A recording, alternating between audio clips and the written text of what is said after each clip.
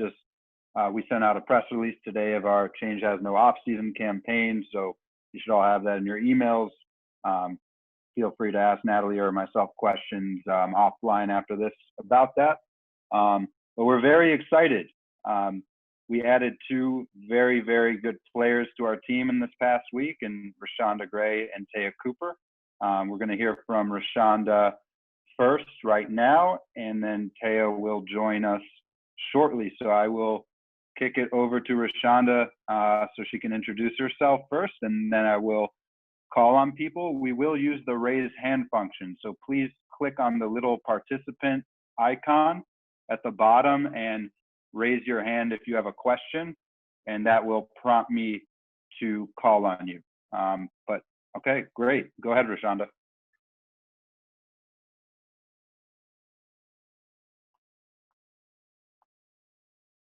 Sorry, one sec. Let me unmute here. There we go. Can y'all hear me? There we go. Dang, yep, we are good. Like that?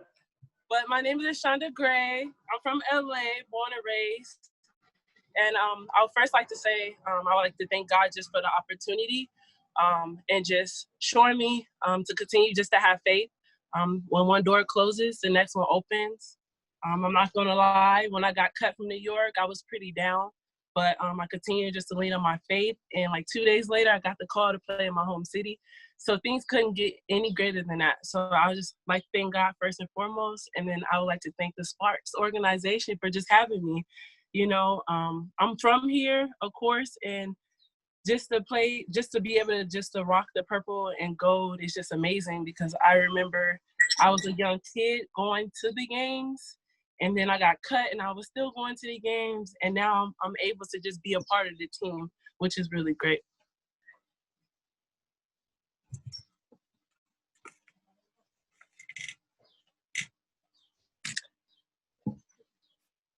Go over to questions now. We will start with John W. Davis of Winsider.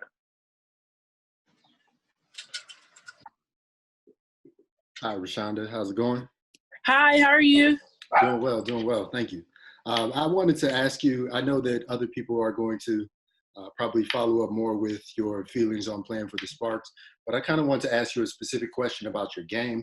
I was watching some film on you, and it seems like you are really focused on rebounding. Mm-hmm. You have almost like an eye for it.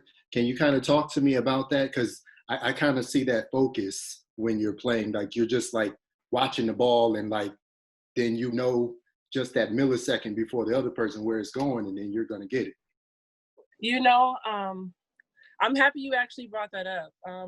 The way that I think about it is basketball has took me so many places, has changed my life in so many ways, gave me so many opportunities. So every time I go for a rebound, I look at it as that's my opportunity, that's my chance. And I don't want to miss my chance, and I don't want to let anybody else get my chance. So I try to get every rebound as possible, even if I have to run through a brick wall. I'm going to get the rebound. At the end of the day, I love you guys, but on the court, I'm not here to be friends. I'm here to be a good teammate, and I'm here to win games.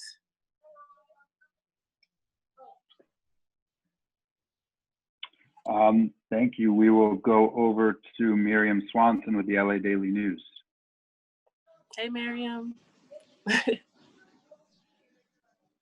I think you. Yeah, there we go. Sorry. I thought I hit it. So, yeah, Eli,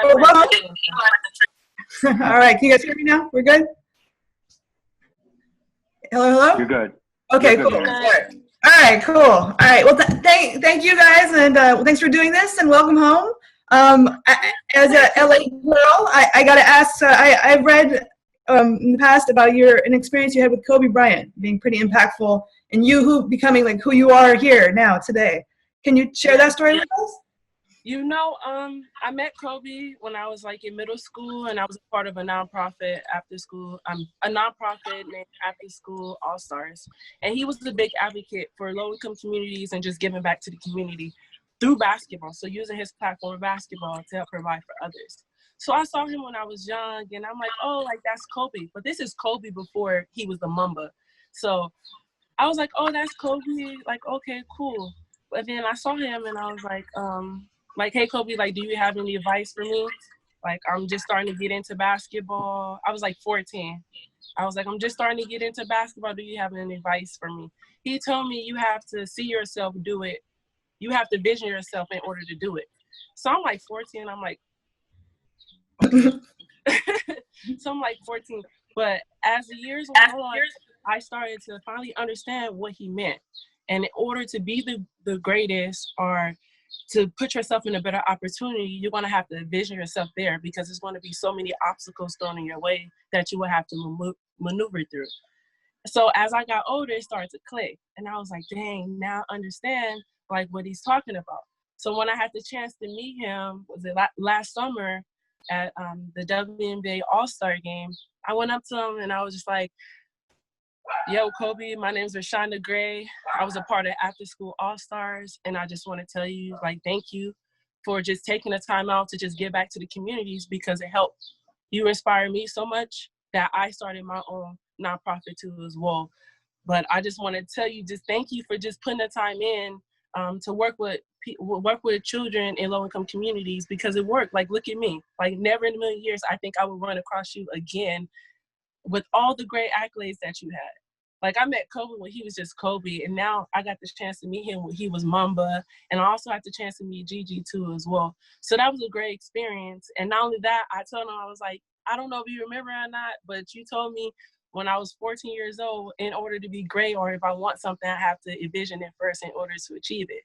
And then I told him, I finally understand it now, and he just started laughing. And then I just told him, like, just thank you again for, like, your time and dedication to the community. Thank you. We'll go over to Erica Ayala. Hey, Erica. Hey, Reshanda, how are you doing? I'm good. How about yourself? I'm making it. I'm making it here in New York. We're going to miss you. But I wanted to talk to you actually a little bit about, as you said, you know, you got cut and immediately were picked up. But, you know, what has been your focus, I should say, given that we're in unprecedented times and you've not been able to be with any team really because of coronavirus? So it's funny that you asked that too as well. So when I got cut, I was hurt. I was down. I literally didn't do anything for like a week because I was stuck. I've been cut from multiple teams, so I thought I could just bounce back. But from this, it kind of hurted really hard because, you know, I sat out the league for 2 years. And then I came back into the league and I proved why I should be there. And I just really tried to leave everything out on the court. So when I got cut, I was a little hurt and I was a little lost. And I kind of got down on myself and I didn't do anything for a week. So I just like leaned on my faith at the time. And I was like, God, I know you're trying to tell me something. Like, what exactly are you trying to tell me? So he was just like, you know, don't worry about basketball right now. Just focus on something else. I was still working out. Don't get me wrong. I still had to stay in shape for a call when I was ready. So I decided to channel that energy into my foundation, No Gray Areas, which is a nonprofit, which is designed to help give back to young girls in low-income communities or just help women in general. So far as like my middle school, high school girls, I have the GRACE scale, which I help them academically, athletically, and socially because I feel like all three of them intertwined with each other. So I started to work on my website. I'm still working on it now. So I started just to put that energy into my website. I love doing hair. Since I was in college, I used to always do hair for fun. I used to tell my teammates, you want to get your hair done? Just buy me dinner. I'll do your hair. I don't even charge. So I was like, okay, so Gerger Salon happened in college. And that's something like I just keep speaking into existence because, you know, look at me. I love my hair. Like I love hair. Like I feel like it's no greater feeling than having your hair done. So I decided to turn Gerger Salon into a nonprofit during that downtime. And when I turned into a nonprofit, it's to help focus on beautifying women. So that's where I channeled that. And when I took my focus off of basketball and start putting it into something that's more positive, you know, great things came and I had less anxiety.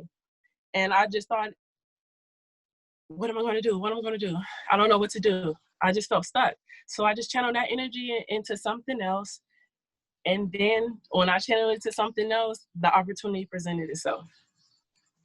Thank you. I want to actually just do a quick follow-up because you and I spoke about no gray areas when you were in New York, and it sounds like you've been able to pick that up. But I'm curious specifically if, given what has happened really worldwide after the killing of George Floyd, if you've thought differently from that aspect as well regarding your nonprofit. Definitely. I feel like majority of the children that my program catered to is African American women. And my job is to just help protect our women, as well as, I can't just only focus on women, but my job is to. But if I can help a young brother too, I will. But my job is to focus on women and just help build them up, build that confidence, and show them that they're beautiful queens and that they should carry themselves as queens and they have a voice. And to use their voice and just be out there and vocal. Like, if you have an opinion, you want to support something, go out there and support it. Everybody's entitled to their own opinion, So I just try to uplift young girls and just try to tell them, be positive with all this chaos. Because if you start worrying and doing things that's not right, then things just going to keep crumbling.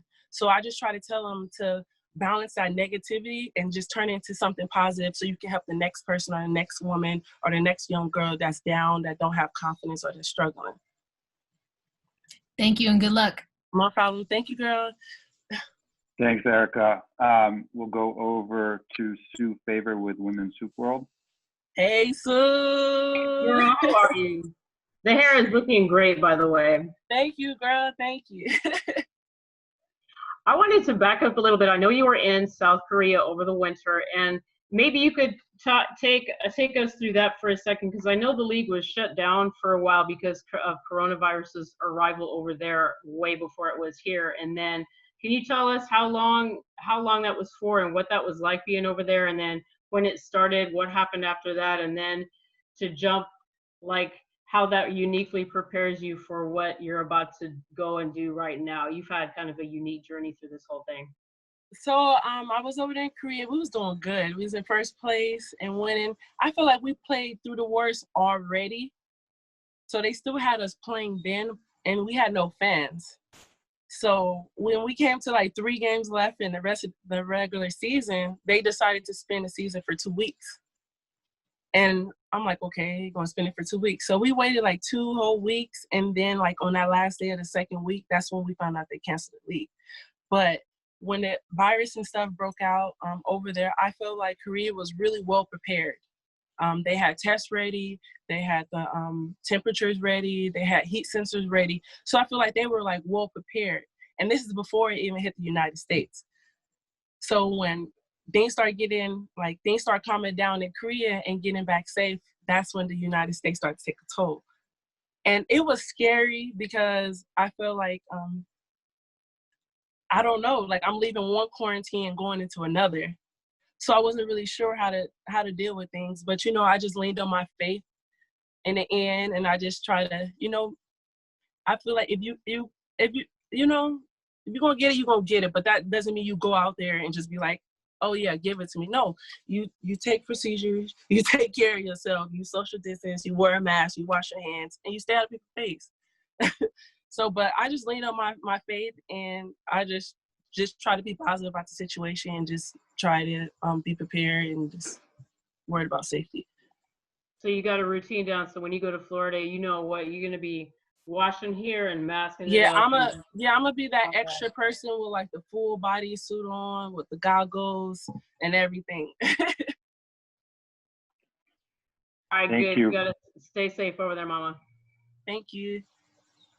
Thanks. And for those who have joined after we started, we're using the raise hand functions. If you click on the participant icon at the bottom, there'll be an option to raise your hand. So I'm going off that. We will go over to Tukni Nguyen with the LA Times. That's a nice picture, by the way. You guys put in the support. Thank you. Hi, Reshanda. Hi. You mentioned being a kid going to Sparks games. What are some of your childhood memories about the Sparks, attending Sparks games, and how does that make you even more excited to now be in this kind of full circle moment? I'll probably have to say one of my favorite childhood memories outside of screaming like I'm crazy for a t-shirt, I would probably have to say like waiting after the games to meet the players. I met Candace Park. Wait, was Candace Park in the league? No, it was Diane Terrell. Was she, I think? Oh, I don't want to age her. I'm sorry, CP. I love you, girl. I remember waiting outside like after the arena and like seeing some of the WNBA players. And when they had a chance to like come to us and just say hello and take a picture. So it was just really excited to be a fan and to watch the game and then to become a part of the game and then to go elsewhere and learn the game and come back home where it all began. So I think that's wonderful and that's amazing. And it's just crazy how life works. Thank you. We'll go over to Angel Gray with Spectrum Sportsnet. Angel, hey. First off, I'm so proud of you, and I love your shirt. I wish I had one. I just want to say congratulations. You've mentioned so many times, even with your nonprofit, you're talking about the empowerment of women. And I just wanted to know, just with me being able to cover women that are in the NBA, especially with your former coach, Lindsay Gottlieb, that relationship, what she's been telling you, especially in your journey and perseverance and getting back. I'm sorry, sorry, it's a helicopter right now. Can you repeat the question again, please? Yeah, of course. Can you hear me? I just want to make sure you can hear me. Okay, I can hear you now. Okay, so I just know your relationship, you've been talking about your nonprofit and the empowerment of young women and how much that means to you. Just kind of wanted to just tap into your relationship with Lindsay Gottlieb and what her aspiring to be, you know, someone that's looked up to even in the NBA and how that, you know, what that reflects like for you and just being under a coach that has been defying the odds and, you know, breaking the glass ceiling. What has that conversation been like, and what do you aspire to do next just because of the women that have done that? I would have to say, so, you know, the saying, a rough around the edges, a little rough around the edges. So when I first met Jeezy, I was a little rough around the edges, but you can tell I was going to be something special. And I feel like playing for Jeezy was like one of the greatest decisions that I made. And the reason why I say that is because she cared about me as a person first, before basketball. But not only that, she taught me how to be a lady and just treat myself and how to respect myself. And that's something that I will forever be grateful for her for that. But not only even that, like, you know, Lindsay Gottlieb is a boss. Look at her now. And she's just also like a great role model, and she inspired me. Like, I want to be like her. Like, I want to make history. Like, I want to change the game. Like, she's so smart and like everything in basketball. Like, I just envy her like all over. So just to have a great relationship with her and just to learn from her, I think that kind of played a part into me turning into who I am and why I'm so big about women empowerment. You know, us at the end of the day, we all sisters and we got to stick together. If we don't, like, who else is going to have our back, you know? And that's one of the things why I push in women empowerment so hard. Like, why hit on the next sister when you can help lift her and y'all both can be up together? Mm-hmm. Two is better than one. So my follow-up question to that, just for that, and if you can't hear me, let me know. And I'm sorry if you've already answered this, but when you put on that Sparks jersey, you already mentioned just being a fan of it, but when you actually put that Sparks jersey on, what's going through your head, and what do you want your role to be for this team? When I put that Sparks jersey on, I think I might cry. Like, it's like a dream come true that I get to rep the purple and gold. I get to play for my home team. Like, I don't know how many people, maybe outside of Lisa Leslie, that I know of that's from LA, went to school in California, and they finally come back home and play professionally. I think that's amazing. So I'm definitely looking forward to it. But not only that, I get to play with some great vets. I got Simone Augustus. I got CP. I got NECA, who I played against in Stanford. And I was in her messages when we was in college. And I'm like, oh, my God, NECA, like, I envy you. Like, I love your game. So just to be able to just play alongside of her is just like a great opportunity for me. And I'm so looking forward to it. And the role that I feel like I can bring to the team is I'm going to bring my A game every night. whether I make a shot or miss a shot, I'm going to go out there and I'm going to leave it all on the floor. I'm going to go after every rebound. If Coach Fisher be like, run through a brick wall, I'm going to be like, okay, can I get a helmet first? So, so I'm like so excited. I'm so excited for that. And I just feel like this is a really great fit for me because I'm big on family. And I feel like the chemistry here is amazing. And I'm just thankful for the opportunities to just be able to be a fit for that I have the opportunity to get a chance to be a part of that. Thanks, Angel. We will definitely get you a shirt. We'll go over to David Yapkowitz with Next Hoops. Hey, David. Well, first of all, as a Los Angeles native myself, welcome home. Thank you. We've kind of seen the game, shift a little bit over the past few years, where you got post players that are outside shooting threes, playing on the perimeter. But, your identity, it seems like, you're skilled in the post. That's where you do your work, crashing the glass, scoring around the rim. Kind of an old school game, is that something, you can see yourself, in terms of fitting in with this team here and bringing to the court? Yeah, I definitely would say old school. I mean, I have three older brothers, and I'm always fighting with them. Like when I was younger, I used to be out there with them riding the bikes, like playing with water guns and stuff. But I would definitely have to say, where I come from, I would definitely have to say blacktop ball play a big part in it. And I think that's why my game is the way that it is because, blacktop ball, no foul. They don't call no foul. So you just got to either suck it up or sit down on the side. So I think that played a big part of who I am today and why my game is so aggressive. I just want it, and all I was taught is to go hard. Thank you. We'll go over to Ari Chambers with Bleacher Report. Hey, Reshanda. Hey, boo. I came late, so I don't know if you've already answered this, but you were talking about how you uplift other women in your nonprofit. How have you been staying afloat? How have you been staying sane? Like any methods that you've been taking part in yourself to tend to you to make sure your cup is full? Yes. I would definitely have to say one of the things I have to tell myself is if you don't come out of quarantine with something to add to yourself personally or to yourself mentally, personally, physically, like if you don't come out with a plus from quarantine, then that means like, what did you do? You waste all that time. So I do like Zoom calls with young girls, and I just tell them, even though we are in quarantine, you still gotta set yourself a schedule because I pray to God eventually like this will end and we'll eventually get back to life. But if you plan your day out and just keep moving as if it was just like normal, but like safely, then once everything get back, you won't be behind. You will actually be ahead of the curve. So I've been trying to tell them, just like while you got this downtime, think about your plan B. Okay, you want to play basketball. Basketball get taken away from you. What you gonna do after basketball? What's your plan B? You can't. I don't know if you can play forever, but if you got it like that, go ahead. But once that ball is up, like what's your plan B? What are you going to fall back to?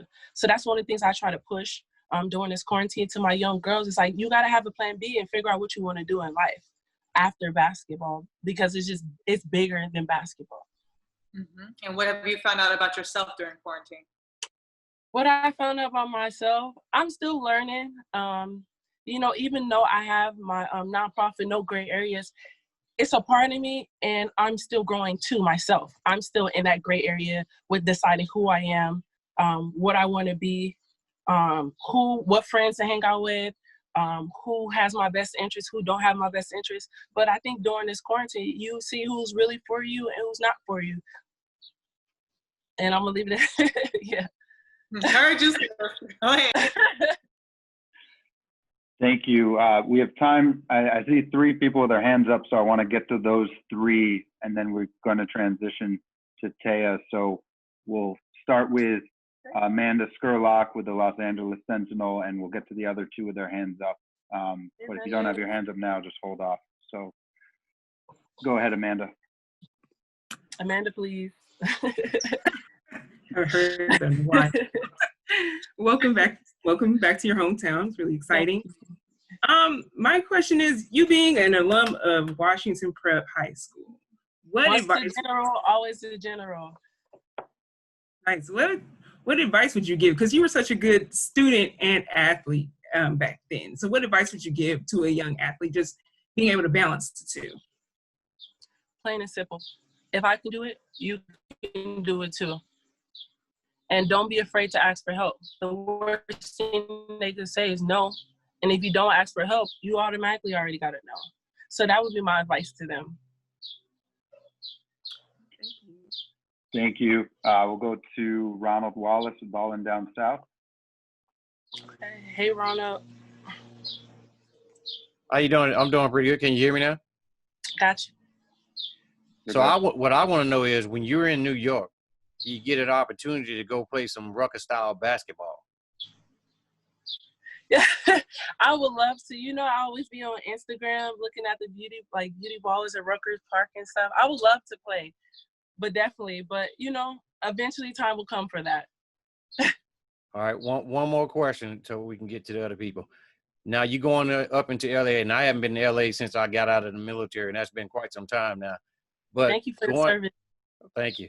Going there, you know, to L.A., you know, you got Candace Parker and all the other greats, and now you got a new teammate coming with you from Baylor University, Tia Cooper, who's a definite, you know, high charger, fast-paced basketball player.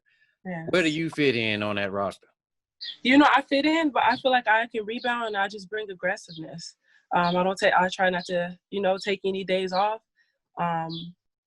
You know, I know NECA is like a key player and Candace Parker is a key player.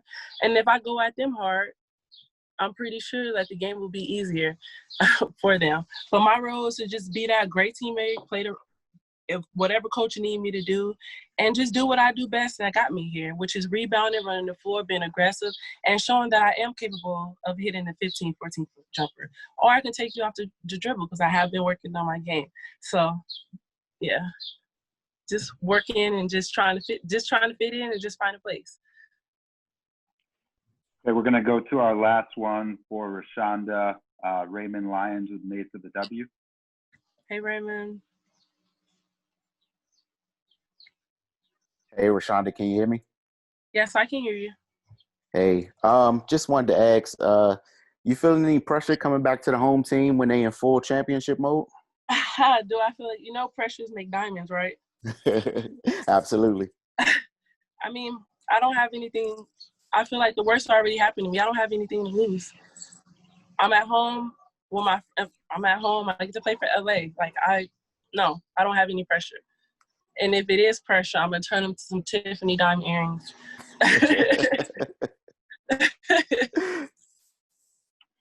Awesome. Thank you so much. Reshanda, you're welcome to stick around for your teammate, or you can head out, but I think that is in the chat. Thank you, everybody. Thank you.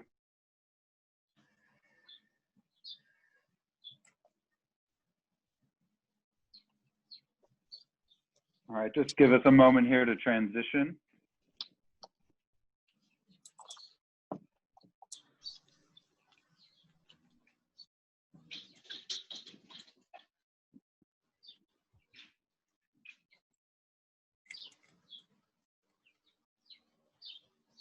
Okay, I think we are ready. So, as I said, for Reshanda, the Sparks are very, very excited to add an extremely talented young player, the 18th overall pick in this year's draft, one of the top point guards in the nation coming into the WNBA, somebody that is going to bring a lot to the table for the Sparks this season. So excited. I will pass it over to Taya Cooper to introduce herself, and we'll take it from there.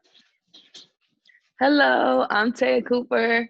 I'm so excited and blessed for the opportunity to play for the Sparks, and I really just can't wait to be there and meet everyone and finally, you know, be in the WNBA.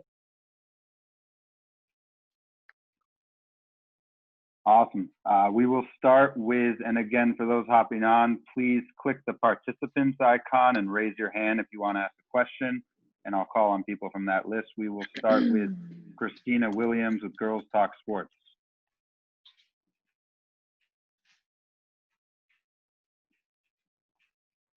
Can you hear me? Yes. Hi. Oh, okay. Yes, Sorry. Thank you so much for taking this call. For some reason, my video isn't turning on, but I just wanted you to speak on what it means to be able to play for a franchise like the Los Angeles Sparks. I think it's a very prestigious opportunity because there's so many great vets. There's a wonderful staff and coach. So just being able to be around those caliber of people is just an amazing opportunity, and you really just are blessed if you get to be in the presence of them for a whole season. Thanks, Christina. We'll go over to Sabrina Merchant with SB Nation. Hi, Taya. Congratulations. Hey. Making the Sparks. Thank you. I'm just curious, did you have any contact with the team during the pre-draft process, or was this like the first time that you heard from them once? This was the first time I heard from them. So it was actually surprising to get that call, just as much as it was exciting. So yeah, this was the first time we talked and I got to talk to everyone. I'm looking forward to it. Thank you. We will go over to Jordan Liggins with The Ringer. Hi, Taya. Nice to meet you. Hi. Nice to meet you too. So I read something the other day that said there was going to be about 22 rookies this season. If you could talk to, that's kind of a unprecedented number, and this is a weird season. So if you could talk to kind of the opportunity and the chance that you and other rookies are getting this year and what that means. Even, I just feel like even though it's a very unique situation, like just to still have the opportunity to even just have the draft, and now we're having a season, even though it's an IMG, we still having a season. They still made it possible for women to play the sport of basketball, and I think that that's just amazing. And the fact that we didn't have a training camp and we still get the opportunity, I think is like a blessing for all of us. And just to know that they're my friends and they're living their dreams too, and we're all here. It's just like it's a beautiful feeling that you just can't describe. Thank you. We'll go back to Angel Gray. Thank you, Taya. Welcome to the Sparks. Can you hear me, first of all? Can you hear me? Yes, I can hear you. Okay, perfect. I used to watch you in high school back in Atlanta. I'm from Atlanta too, so those crazy games against Cross were absolutely insane. So excited to see you in LA, and congratulations on landing this spot. Just kind of piggybacking on the last question, this is a very different season. I mean, it's a different year period for everyone, but now that you have landed on this team, you have another role that you spent some time in Tennessee, and Candace Parker, that's a vet that can teach you what you want to be in this league and what it takes to be successful. But what do you see for yourself? Like, what do you want your rookie season to be? I really want my rookie season to be the most selfless season. I really just want to pour all my energy into the staff and the team and my teammates, and just learning from them and getting to know them, and just staying in the moment and experiencing everything. And no one's promised tomorrow, so I really just want to be there. And when I say be there, I mean like really enjoying every second, every moment I get with the team, the coaches, and just playing and putting on that jersey. What does that look like for you? Like coming into college, you're like, they know that the game is faster. It takes you some time to just adjust in that way. What do you feel like is something that you can just get better at for this level, or anybody that you find as a mentor at this time that's kind of teaching you some things that before you get going in your first game? Just to learn quick, be receptive, be open-minded, try new things, be focused, stay focused, and just stay in the gym, stay locked in on your missions and your goals. And just that really, other than that, I think that's what I've done, and just to adapt. Thank you. We'll go over to Ari Chambers with Bleacher Report. First of all, sis, that hair is laid. So thank shouts you. To you for the quarantine. But you mentioned the call earlier when they called you and said, hey, you made the Sparks team. Can you walk me through that call, walk me through your emotions, and also take me back to when you realized you were getting waived from Phoenix? So I got drafted to Phoenix, and it was very exciting. We had the Zoom calls. You know, I met the players, I met the coaches, and then there was a conversation about there being a pay cap, and they had to pay people in June, and there wasn't going to be a training camp, and people were going to get waived, and you can only have certain people on the rosters, and just knowing that because there wasn't a training camp, you don't even have the opportunity to prove yourself. It was very hard to just be okay with at the time. But, you know, once it happened and I got waived, I'm an optimistic person. So really, it didn't bother me much because I knew it wasn't the end for me. And I just tried to stay positive, and I stayed in the gym. And just so happened, I got a call from my agent one day, and he was like, I hope you in shape. And I'm like, what? Stop playing. Stop playing. What I'm in shape for? I didn't know he was talking about overseas. I didn't know what he was talking about. And then he mentioned the Sparks, and I should expect a call from Derek Fisher or Michael Fisher.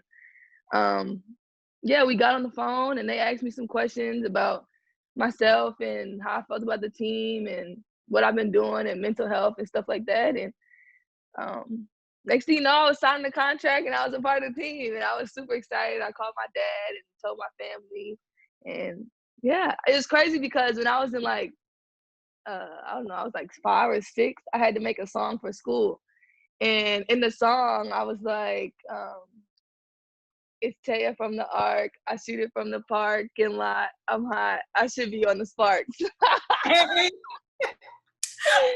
And that was my song, and like I think I was like 6 or 7, and it was just funny that that would be the team that I'm on now. So it was a big family joke. Thank you. Thank you, Ari. We'll go over back to Tukni Nguyen with the LA Times. So, hi, Taya. So hey.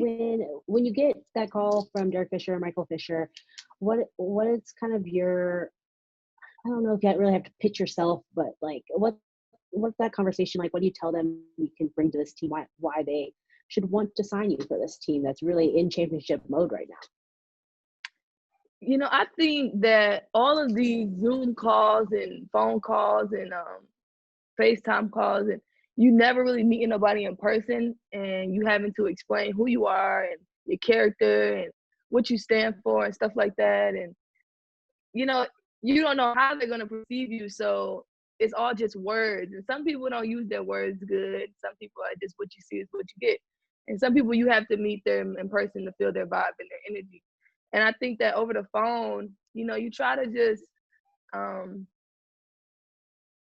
answer the questions the best way you know how, just be your true self. And I think most of the questions was basically being a team player, buying into a system, just being selfless, and just being able to play together and not really caring about, you know, self accomplishments, and just wanting to be there for your teammates, stuff like that. So I think that's really just how it went. Thank you. We'll go over to Miriam Swanson, LA Daily News. Hi, Tia. Welcome to LA, kind of, sort of. So obviously it's been like a wild, crazy experience already. What do you know about what's next in this experience, as far as like living in a WNBA bubble and playing in this environment?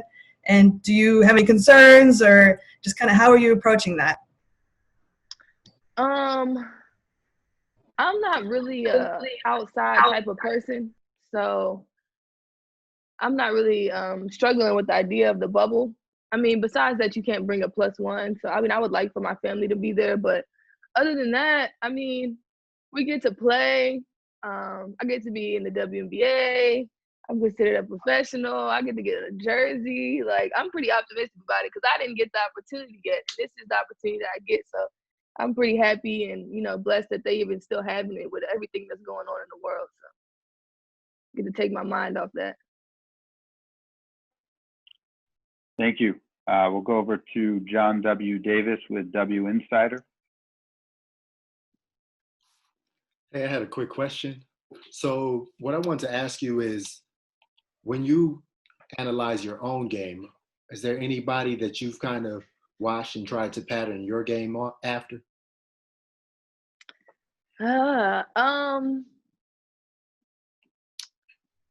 It's nobody in like specific, because I feel like when I watch the game, I watch everyone and I can learn from everyone, whether it's a post player, a wing, a point guard.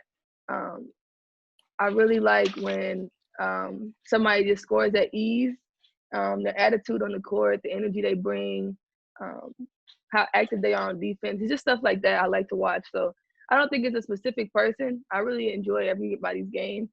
So, yeah. Thanks, John. We'll go over to Ronald Wallace, balling down south. How you doing, Tia? Hi. You have been on a mission since you got into college and left college. You on a new mission. When you got, I watched you at your season at Baylor, and I'm like, man, this young lady can play. I say every time I set my DVR whenever Baylor games came on. So I said, awesome. I told my guy, I said, man, I got to get home, man. I got to go watch Baylor women play. So, I mean, the way you play your game, you play fast, you play hard, defense-wise, you're running up and down the court. I know Coach Richard is definitely glad that he was able to get you because, you know, he's a former point guard himself. And I know he's gonna be at everybody hard, but I guarantee you he's gonna be at you guard very hard because that's the position he played. So how does it feel now that you've accomplished one of your goals? I'm very sure you're on another mission to probably try to be Rookie of the Year or just fit in where you get in at. How does it feel now that you're a WNBA player? I don't think it's hit me yet because I haven't like been around them or seen anyone. But I think it's gonna hit me when I see them on the 6th and I'm actually traveling with them. But it hasn't hit me yet. Thank you.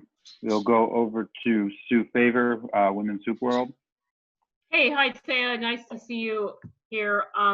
You've played for several of the great coaches throughout your college career. So I was just wondering, how did you grow your game throughout your college career, and then how do you see yourself fitting in with the Sparks? I played for Holly Warlick, Dawn Staley, Kim Mulkey, and now Derek Fisher, and it's just crazy how they're all point guards. And I've learned so much from all of them. Being at Tennessee, I played a big role being a freshman and just having to step up and adapt that quick and be a leader. And then playing for Dawn Staley was amazing. She taught me a lot on and off the court, just about character and having relationships and just really being a good person. And I think Kim Mulkey taught me, you know, consistency with effort and energy when you step on the floor, whether you want to be there or not, no matter what you're going through. And just every day, just be consistent. And now that I'm about to be playing for Derek Fisher, I think just having a relationship with him and the fact that he played in the NBA and now he's a coach, and just knowing that he has both aspects of the game, it's going to be cool to just be around and be able to soak all that in. Thanks so much. Welcome again. Thank you.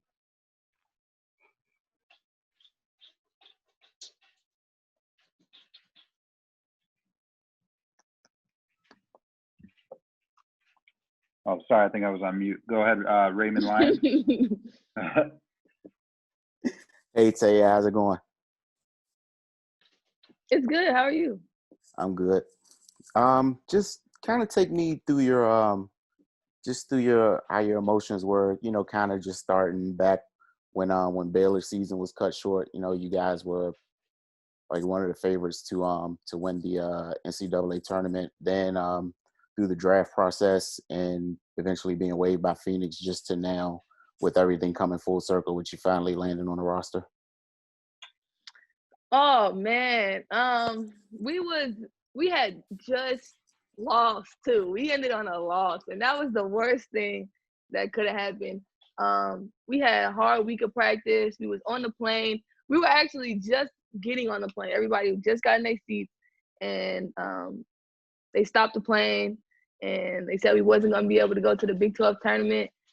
And at first it was like, you know, we just thought it was going to come back in maybe like 2 weeks, or I don't know, it's postponed. We didn't think it was going to be canceled the whole season. So when that finally sunk in and we all went home, it was just like, dang, like this was our last year. This is the only chance we had to win a national championship or a Big 12 championship. And it got cut short because of a virus. And, you know, it's unfortunate, but it really was nothing we could do. So that just made it even worse when you just can't control anything. And then I got invited to the draft. That was exciting. So that kind of took the energy off not being able to finish my season. And I ended up getting drafted, and that was exciting again.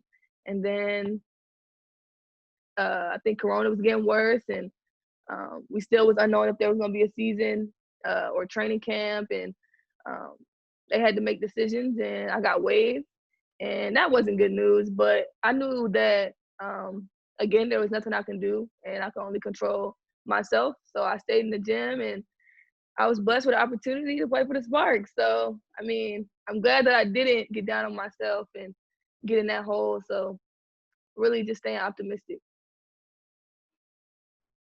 Thanks. Megan Hines.